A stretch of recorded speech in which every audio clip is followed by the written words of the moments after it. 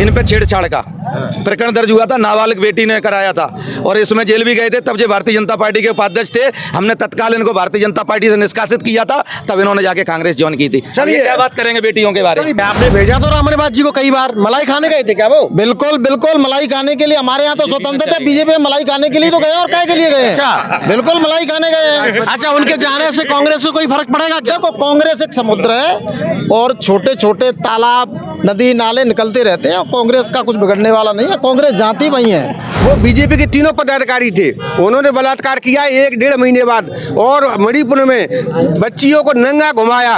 बेचारे उसके भाई ने कोशिश की बचाने की, उसको जो है मार दिया गया और वो जाके थाने में भागी। बीजेपी की सरकार थी और वहाँ से थाने से छुड़ा करके गुंडे ले गए। आप वाल्मीकि की लड़की थी हाथरस में, उसको जिंदा जलाया गया, रेप किया गया और रात के 12 बजे उनके घर वालों की अनुपस्थिति में पुलिस के द्वारा उसको दफनाया गया। कांशीराम साहब कहते थे कि पहले कांग्रेस को हटाना है, बीजेपी को तो चुटकी से हटा दे। कांग्रेस का सिर बड़ा साफ हो गया, अब बीजेपी का नंबर आ गया। और हम कांग्रेस के सर्वे सर्वा वो कौन सी जाति से आते हैं? ओबीसी है, सामान्य है, अनुसूचित जाति है कि जनजाति है? आप पहले ये बताओ। बड़ी बात पूछ ली है इन्होंने। कौन से वर्तमान के राष्ट्रपति की बात कर रहे हैं कि राहुल गांधी जी की? राहुल गांधी की जाति पूछ रहे हैं। जो आरक्षण है उसको पूरी तरह से बंद किया जा रहा है। कौन कर रहा है? बीजेपी कर रही है, पूरी बीजेपी भारतीय जनता खत्म कर रही है पूरी तरह से।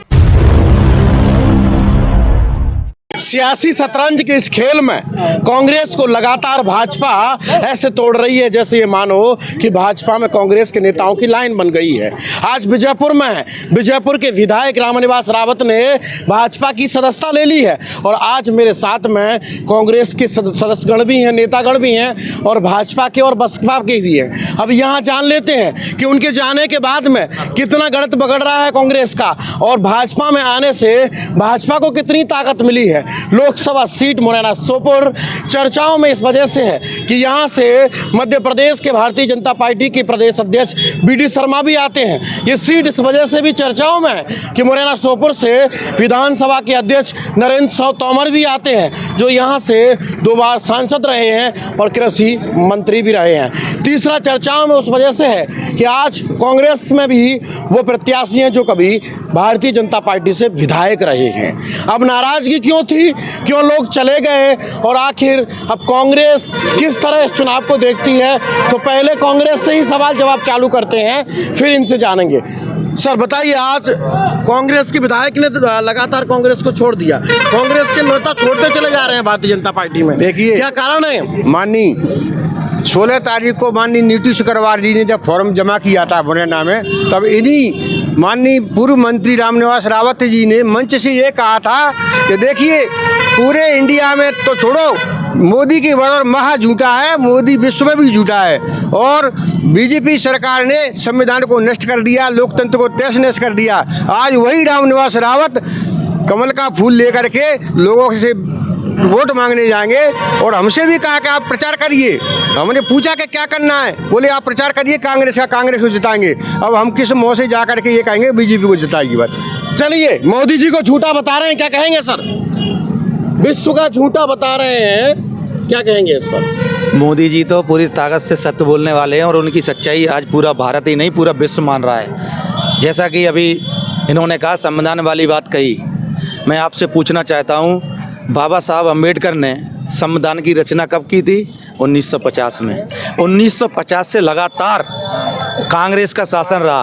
क्या कभी ने सुध की कि बाबा साहब ने कहाँ बैठ करके संविधान लिखा था?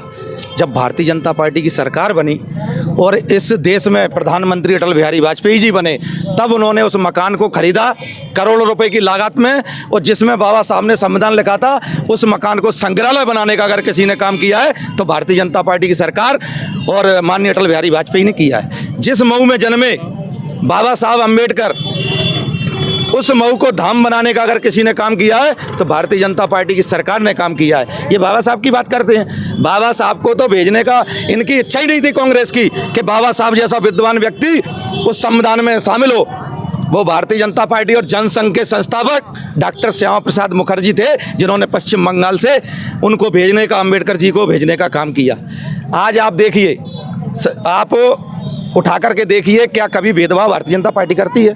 क्या आवास किसी वर्ग को देखकर ये दिए जा रहे हैं? आप जाइए आदिवासी भाइयों में जाइए, आप अनुसूचित जाति जनजाति में जाइए, सामान्य वर्ग में जाइए, पिछड़ा वर्ग में जाइए, हर क्षेत्र में विकास हो रहा है। आज अपन जिस रोड पे खड़े हैं ना, इस रोड में शहर सौंदर्यीकरण की रोड को भी देने का काम भारतीय जनता पार्टी ने, सरकार ने किया है। ये लगातार आंदोलन करते रहे चेंटीखेड़ा डैम के लिए, मेरे भाई हैं डॉक्टर साहब, लेकिन 18 महीने ये जब कांग्रेस का शासन आया तब सोते रहे। लेकिन भारतीय जनता पार्टी की जब सरकार बनी और मध्य प्रदेश में मुख्यमंत्री शिवराज जी बने तो 539 करोड़ की लागत से चेंटीखेड़ा डैम परियोजना आज धरातल पर उतर चुकी है, उसका भी काम शुरू हो चुका है। विकास की बात करें, स्कूल की बात करें, मॉडर्न स्कूल देने का काम किया है,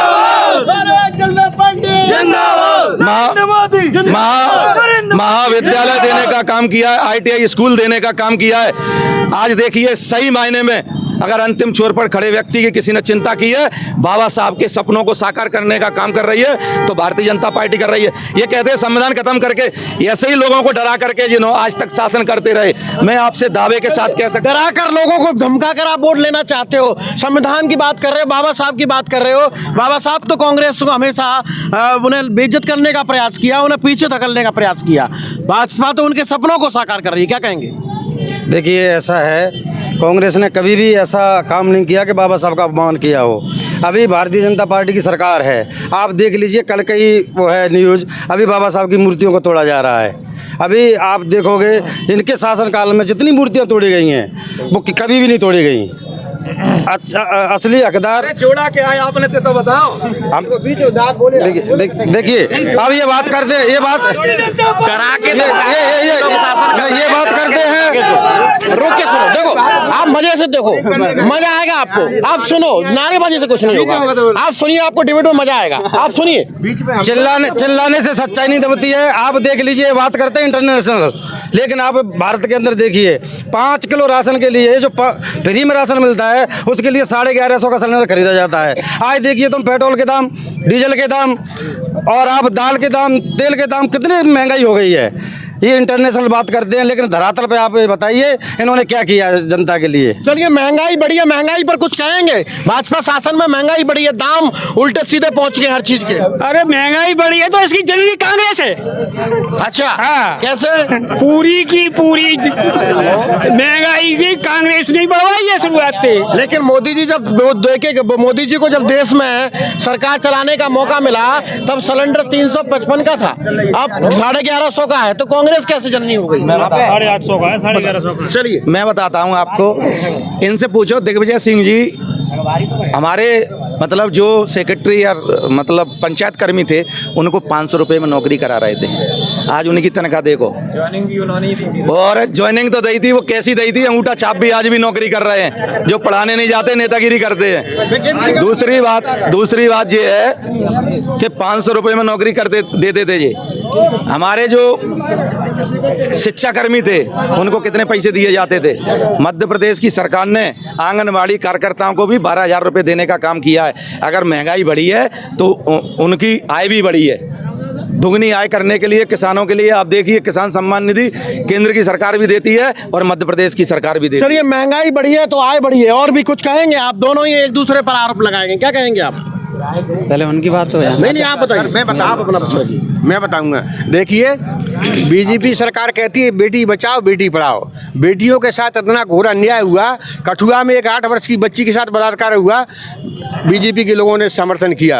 अभी BHU बनारस हिंदू विश्वविद्यालय में जिस बच्ची के साथ जो बीटेक कर रही थी IIT से, वो बीजेपी के 3 पदाधिकारी थे, उन्होंने बलात्कार किया 1-1.5 महीने बाद। और मणिपुर में बच्चियों को नंगा घुमाया, बेचारे उसके भाई ने कोशिश की बचाने की, उसको जो है मार दिया गया।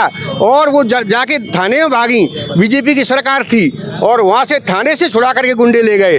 आप वाल्मीकि की लड़की थी हाथरस में, उसको जिंदा जलाया गया, रेप किया गया, और रात के 12 बजे उनके घर वालों की अनुपस्थिति में पुलिस के द्वारा उसको दफनाया गया। इससे बड़ा अन्याय कोई नहीं हो सकता।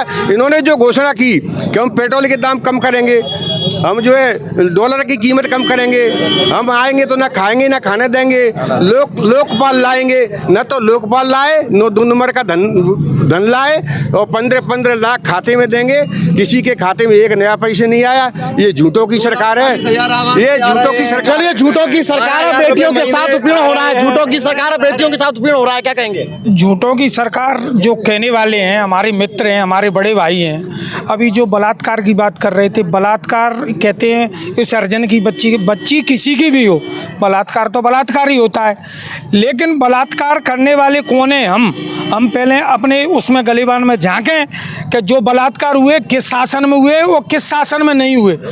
अधर्मी, अन्याय, अत्याचारी लोग तो सभी शासनों में रहते हैं, ऐसा नहीं है कि इस शासन में नहीं है। एक तो आप पे भी लगा है, एक तो इन पे खुद ही लगा था। आप जेल भी गए थे, तब भारतीय जनता पार्टी के जिले के उपाध्यक्ष थे। मेरी बात सुनो, मेरी बात सुन लो, मेरी बात सुनो। इन पे छेड़छाड़ का प्रकरण दर्ज हुआ था, नाबालिग बेटी ने कराया था, और इसमें जेल भी गए थे। तब जो भारतीय जनता पार्टी के उपाध्यक्ष थे, हमने तत्काल इनको भारतीय जनता पार्टी से निष्कासित किया था, तब इन्होंने जाके कांग्रेस ज्वाइन की थी। चलिए, क्या बात करेंगे बेटियों के बारे में? बेटियों के बारे में आप क्या बात करेंगे, लेकिन मुद्दों की बात क्या है?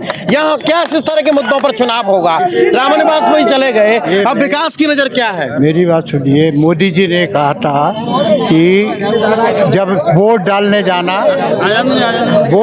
जाना तो सिलेंडर को हाथ जोड़ के जाना। सिलेंडर को हाथ जोड़ के जा रहे हैं तो सिलेंडर हो गया 1100 का। चलिए, महंगाई बढ़ गई, आप भी कुछ कहेंगे? यहाँ के स्थानीय मुद्दे क्या हैं, क्यों वोट करेगी जनता? वोट जनता इसलिए करेगी कि यहाँ पूरी तरह से बेरोजगारी फैली हुई है और जो आरक्षण है उसको पूरी तरह से बंद किया जा रहा है। कौन कर रहा है? बीजेपी कर रही है, पूरी भारतीय जनता खत्म कर रही है पूरी तरह से। ST SC OBC Amit Shah सूदे उसमें चल रहा है कि मैं OBC ST SC के आरक्षण को खत्म कर दूंगा सरकार बनी तो।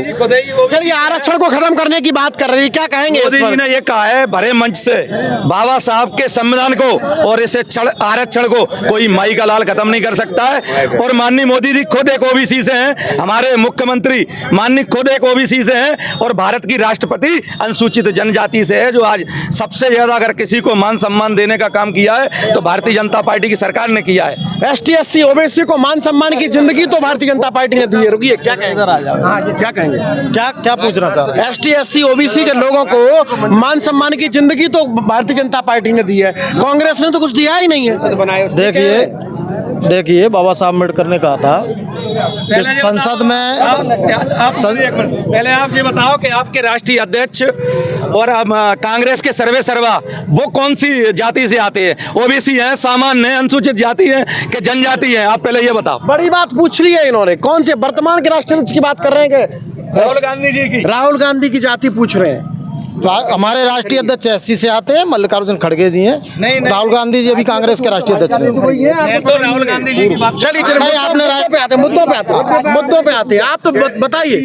ST SC OBC हो रहा है। देखिए, बाबा साहब अम्बेडकर ने कहा था कि संसद के अंदर, विधानसभा के अंदर जब तक आप सक्षम व्यक्ति को नहीं भेजेंगे, जो आपकी हित की आवाज़ नहीं उठाएगा, अगर आप ऐसे व्यक्तियों को भेजेंगे जो केवल अपनी मलाई खाने के लिए अंदर जाएंगे और आपके हक की आवाज़ नहीं रखेंगे। आपने भेजा तो रामनिवास जी को कई बार, मलाई खाने गए थे क्या वो? बिल्कुल मलाई खाने के लिए। हमारे यहाँ तो स्वतंत्र थे, बीजेपी में मलाई खाने के लिए तो गए, और क्या के लिए गए? अच्छा, बिल्कुल मलाई खाने गए हैं। अच्छा, उनके जाने से कांग्रेस को कोई फर्क पड़ेगा क्या? देखो, कांग्रेस एक समुद्र है और छोटे छोटे तालाब, नदी नाले निकलते रहते हैं, और कांग्रेस का कुछ बिगड़ने वाला नहीं है। कांग्रेस जाती वही है। चलिए, कांग्रेस एक समुद्र है, और क्या कहेंगे? क्या नाम है आपका? मेरा नाम गंगा सिंह सिंगर। कौन से दल से हैं? हम बहुजन समाज पार्टी। बहुजन समाज पार्टी से हैं। दोनों ही प्रत्याशी एक दूसरे पर आरोप लगा रहे हैं। BSP कहाँ है इसमें? दोनों ही पार्टी झूठी है। कैसे? मोदी जी बोल रहे थे कि 15-15 लाख सबके खाते में डलवाएंगे, 1 रुपए भी नहीं डलवाया था। ये भी बोल रहे थे कि KCC माफ कर देंगे, 1 रुपए भी माफ नहीं किया कांग्रेस वालों ने भी। बहुजन समाज पार्टी एक ऐसी पार्टी है, सबका हित लेके चलती। बहुजन समाज पार्टी में सबके हित में कार्य करती है। इस बार टक्कर दे रही है बहुजन समाज पार्टी।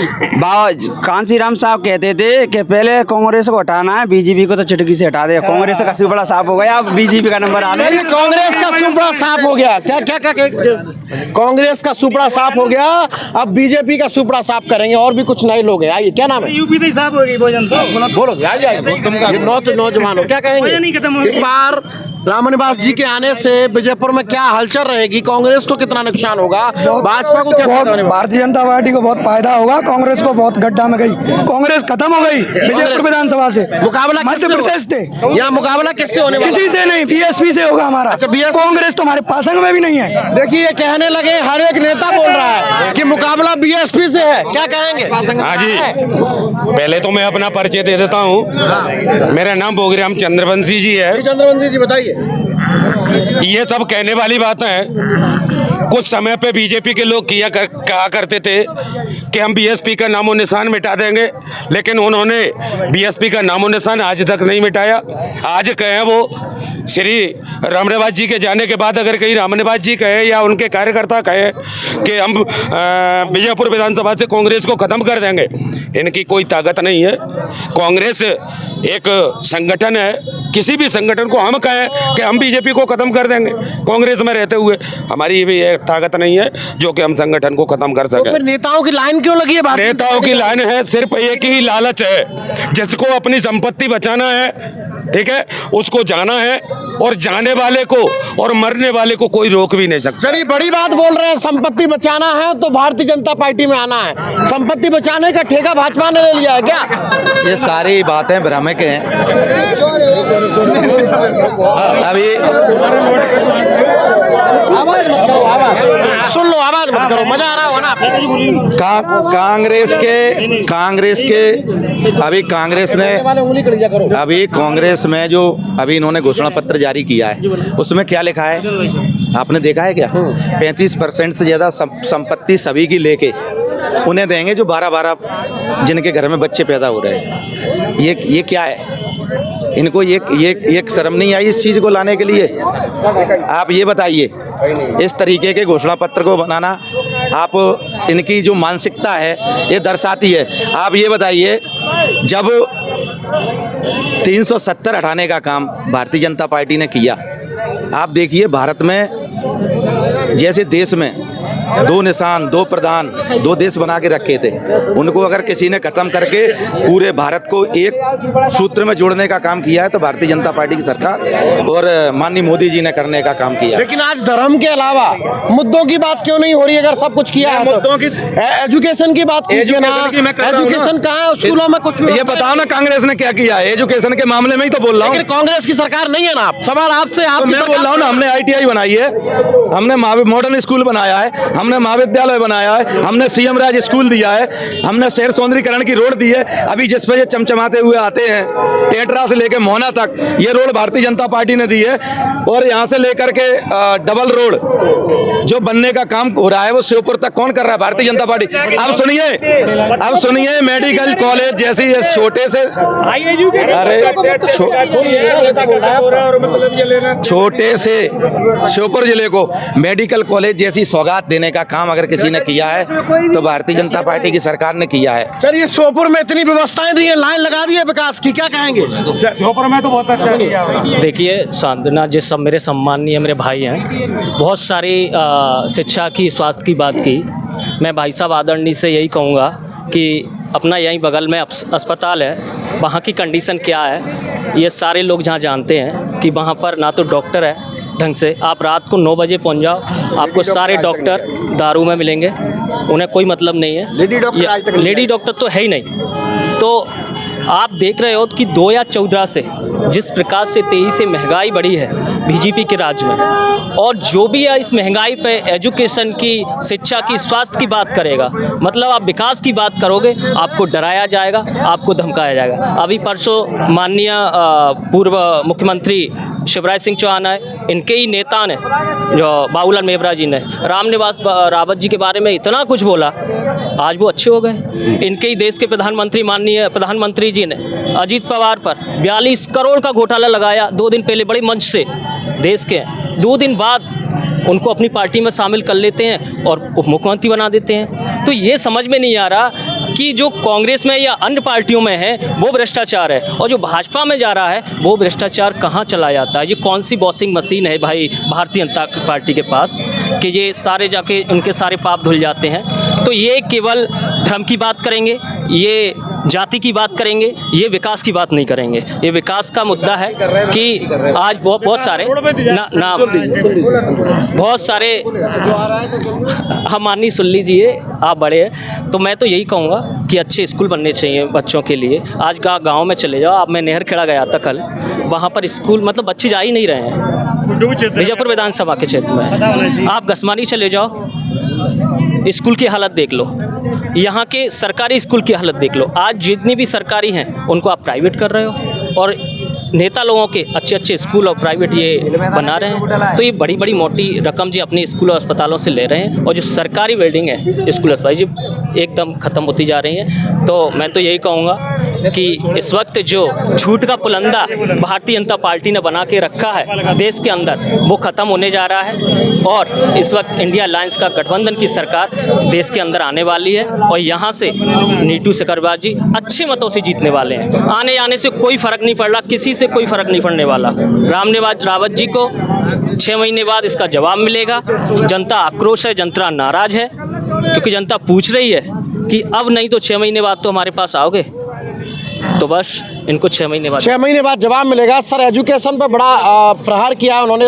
आरोप है कि एजुकेशन स्कूलों की हालत जर्जर है। आपके यहाँ से सरकारी हॉस्पिटल में शराबी ये डॉक्टर रहते हैं, महिला डॉक्टर की व्यवस्थाएं नहीं है। लोगों को, महिलाओं की अगर रात में डिलीवरी की बात आ जाए तो यहाँ से रेफर कर दिया जाता है। क्या कहेंगे इस पर? मैं आपसे एक ही बात कहना चाह रहा हूँ, जो हमारे भाई अभी विकास की बात कर रहे हैं, मेरा सवाल का जवाब आप सुनिए।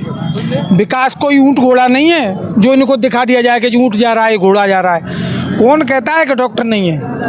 आप खुद ही दारू पी के जाओगे, ऐसा नहीं है डॉक्टर है। महिला डॉक्टर नहीं है, उसके लिए भारतीय जनता पार्टी प्रयासरत है। और जो आ भी जाती हैं, जो डॉक्टर नहीं है और जो डॉक्टर आते हैं जो अपनी फैमिली लेके आते हैं, कुछ यहाँ कांग्रेस के ही ऐसे असामाजिक तत्व थे जो उनको रुकने नहीं दे रहे थे। क्योंकि भारतीय जनता पार्टी आज ही प्रयासरत है, डॉक्टर भी आएंगे। अब कहाँ चले गए? कौन? वो जो असमर्थ अभी भी है, अभी भी है। यही लोग नहीं आने देते। ये लोग उसमें, कुछ लोग उसमें कर्मचारी भी थे, कुछ कर्मचारी भी थे जो महिला डॉक्टर से आती थी। अगर उनके साथ सही व्यवहार नहीं होगा तो वो कैसे रुक पाएंगी? उसकी व्यवस्था हो रही है। डॉक्टर भी आ रहे हैं, सारे लोग आ रहे हैं। जहाँ तक ये भाजपा की बात करते हैं, मुझे तो इनमें से हमारे जो मित्र खड़े हैं, हमारे भाई खड़े हैं, ऐसा एक व्यक्ति बताए जो भारतीय जनता पार्टी की योजना से लाभान्वित नहीं हुआ हो। ऐसा एक व्यक्ति सामने 10 साल से आपके सांसद थे जी। श्योपुर में कोई इंडस्ट्रियल एरिया नहीं बना पाए, व्यापार नहीं बढ़ा पाए। क्या कर रहे हैं आप? कृषि मंत्री थे, किसानों के लिए हब नहीं बना पाए, कोई फैक्ट्रियां नहीं लगा पाए। क्या कर रहे थे आप? देश आज़ाद हुआ है तब से आज तक कभी मेडिकल कॉलेज किसी ने कल्पना की थी कि श्योपुर में मेडिकल कॉलेज खुलेगा? मेडिकल कॉलेज अगर खुलवाने के किसी ने काम किया है तो हमारे यशस्वी सांसद और भारत सरकार के केंद्रीय मंत्री, कृषि कल्याण मंत्री माननीय नरेंद्र सिंह तोमर ने किया। विजयपुर में अगर ITI खुलवाने का काम किया है जिससे लोगों को रोजगार मिलेगा तो वो भी माननीय नरेंद्र सिंह तोमर जी ने करवाया। यहाँ मॉडल स्कूल है, जो भी यहाँ विकास हुए हैं। ये देश आजाद हुआ है तब से कांग्रेस का एक विकास की आजादी के बाद में सबसे ज्यादा विकास हुआ है। नौजवानों क्या कहोगे? आज सरकार से खुश हो, रामनिवास जी चले गए तो जनता में क्या रुझान रहेगा, कैसी स्थिति बनेगी? देखिए, रामनिवास रावत जी के आने से भाजपा और मजबूत हुई है। आप बात ये लोग बात कर रहे हैं भाजपा मतलब BSP और कांग्रेस, इनकी तो किसी को समझ में ही नहीं आती। ये तो चोर चोर मुसेरे भाई हैं, सीधी बात। आज देश माननीय मोदी जी के नेतृत्व में चारों तरफ विकास की आप बात करें, रोड की बात कर लो, अस्पताल की बात। मोदी जी के नेतृत्व में खूब विकास हुआ है। क्या कहेंगे, किसकी सरकार आ रही है? मोदी जी के भाई साहब घर घर तो खेती पे जाएंगे, सबन को तो खेती पे जाना पड़ता है। ये मवी छोड़ दी मोदी ने, और 6 घंटे लाइट मिलती है मोदी के राज्य में। और दूसरी बात, ये चले जाते हैं तो क्या करते हैं, केस बना देते हैं बिजली निभाए। हाँ, केस एक पे कम से कम 28 हजार को दिया है। तो फिर किसकी सरकार चाहते हो आप? हम कांग्रेस की चाहते हैं। अब हाथी का बैनर लगा के तो कांग्रेस की सरकार चाह रहे हो? हाथी का पोस्टर पहन मान की कांग्रेस पहन लिया मैंने। चलिए चलिए, एक बड़ा सवाल है जिसके एक लास्ट में आता हूँ, एक अंतिम सवाल आपसे। एक मिनट, अब शांत रहिए। जिस गाय के नाम से, सुन लीजिए, लास्ट सवाल है अंतिम, जिस गाय के नाम से, सुन लीजिए ना, मैंने सबको मौका दिया और कौन बोलने वाला मैं सबको दे दूंगा, शांति रहिए। जिस गाय के नाम से भाजपा ने सरकार बनाई, आज उन गायों को, सांडों को खुला छोड़ दिया है, किसान का नुकसान हो रहा है। ये सवाल तमाम लोगों का है, हर एक ग्रामीण का है, भाई इनके लिए व्यवस्थाएं क्यों नहीं करते? हम भी चाहते हैं ये सिस्टमेटिक रहे, एक्सीडेंट में मारी जा रही हैं, इसके लिए व्यवस्थाएं करना चाहिए। आप बिल्कुल सही बात है, मैं इसको स्वीकार करता हूँ कि आज गायों की स्थिति दयनीय है और गायों के लिए हमने गौशालाएं बनाने का काम किया है, सरकार ने भी काम किया है, लेकिन इसके लिए सबसे ज़्यादा दोषी हम सब हैं, उसमें ये भी हैं, हम भी हैं, सब भी हैं। किस लिए हैं कि गाय पालते हैं, दूध निकाला, गाय छोड़ दी। जब तुम उसका दूध खा सकते हो तो गाय को बांध के अपने यहाँ खाना नहीं खिला सकते, तो सबसे बड़े दोषी है हम सब लोग जो गाय को खुला छोड़ते हैं, गाय पालने का काम करते हैं, उसका दूध निकाला और गाय को छोड़ दिया। ये सब दोषी लोग अपन खुद भी हैं। अच्छा, क्या कहेंगे आप? सुन रहे आपका बयान। हम ये कह रहे हैं, साहब कांसीराम साहब कहते थे कि एक नाग नहाते हैं, एक सांप नहाते हैं, ये दोनों ही एक ही है। ये क्या है, चुकेरा डाल दिए भाजपा वाले, 1,000 रुपये डाल दिए, ऐसे ही कांग्रेस वाले बोलते हैं। ये दोनों बहुजनों का कल्याण करने वाले नहीं है, ये धोखेबाज हैं। इसलिए मैं कहता हूँ कि बहुजन समाज पार्टी को सहयोग करें, और बहुजन समाज पार्टी एक ऐसी पार्टी है सबके हित को। चलिए, एक नाक नहाता है, एक सांप नहाता है, क्या कहेंगे? दोनों ही लालच। मैं अपने छोटे भाई गुड्डू यादव जी का एक जवाब देना चाहता हूँ, मात्र शॉर्ट में।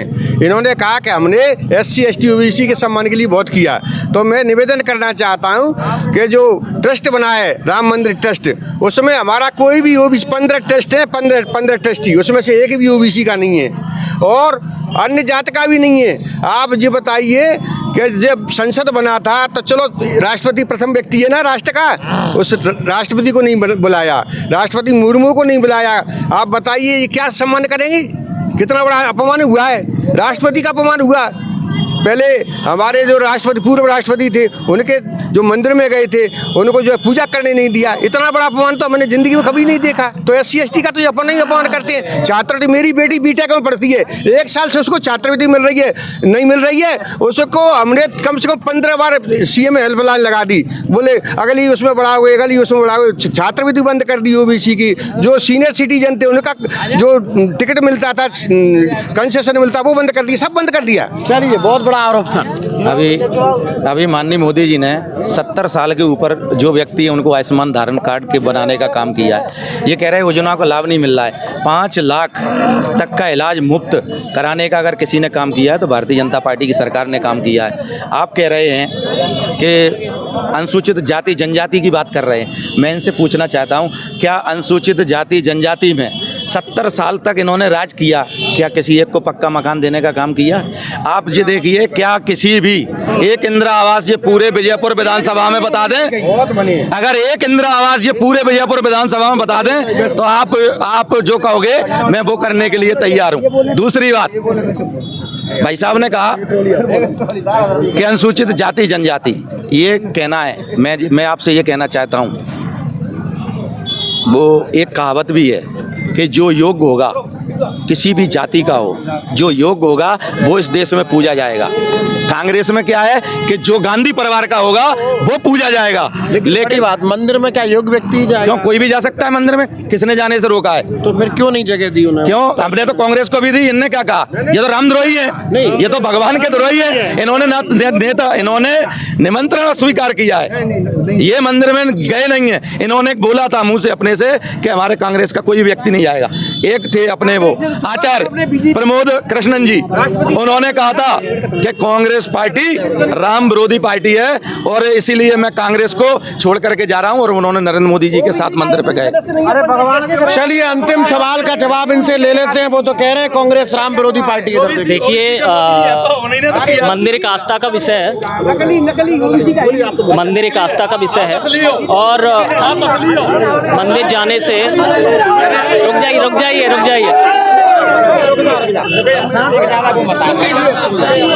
मंदिर एक आस्था का विषय है और मंदिर जाने से किसी ने किसी को नहीं रोका, सब जा सकते हैं, ये सब अफवाह है। हम बात करेंगे विकास की। ये बात कर रहे हैं रोजगार की। आज इस विजयपुर विधानसभा का युवा या तो बाहर जा रहा है, केरल जा रहा है, बेंगलोर जा रहा है, या वो नशे की तरफ जा रहा है। आज 10 साल से भाजपा की सरकार है, ना रोजगार की व्यवस्था है, ना युवाओं के लिए पढ़ाई की व्यवस्था है। ये लोग बाहर जाके 10-10, 5-5 हज़ार की नौकरी कर रहे हैं। अंतिम सवाल का जवाब लेते हुए मैं इस एपिसोड को खत्म करूंगा। सर, रोजगार की बड़ी समस्या है, लोग पलायन कर रहे हैं, रोजगार नहीं दे रहे हैं। 2 करोड़ नौकरियों का वादा किया, पूरा नहीं किया। अंतिम सवाल का जवाब आपसे चाहूंगा। मुझे ये बताओ, आप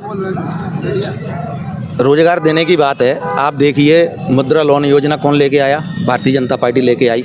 आप बैंकों का रिकॉर्ड उठा के देख लीजिए, सबसे ज़्यादा लोन सैंक्शन करने का अगर किसी ने काम किया है तो भारतीय जनता पार्टी की सरकार ने किया है। और आप बात कर रहे हो बेरोजगारी की, बेरोजगारी को मोदी जी ने कौशल विकास योजना के माध्यम से लोगों को रोजगार देने वाला बनाया है। आप जाइए, आप अपनी फैक्ट्री लगाने का काम करिए, आप कोई छोटा मोटा रोजगार लगाना चाहते हैं उसके लिए आप लोन ले सकते हैं, अपना काम कर सकते हैं और 4 भाइयों को और रोजगार दे सकते हैं। ये किया है भारतीय जनता पार्टी ने लगातार सबसे ज़्यादा यहाँ पर रोजगार देने की बात की है, तो उन्हें डायरेक्ट लोन देने की भी बात की है तमाम योजनाओं में। लेकिन फिलहाल कांग्रेस का आरोप तो बनता है, रामनिवास रावत जी के आने से फ़ायदा कितना होगा, नुकसान कितना होगा, 7 तारीख में जनता तय कर देगी। लेकिन ये बात जरूरी है कि यहाँ विकास के मुद्दों की बात की जाए तो वो तमाम सवाल हमने भारतीय जनता पार्टी के लोगों से भी पूछे और कांग्रेस के लोगों की राय भी जानी और सवाल भी किए। फिलहाल तो इतना ही है, लेकिन सियासी शतरंज में 4 तारीख में कौन मुरैना और सोपुर का बादशाह होगा आप हमारे साथ जान सकेंगे। तब तक बने रहिए। कैमरा पर्सन रब कुछ के साथ वीर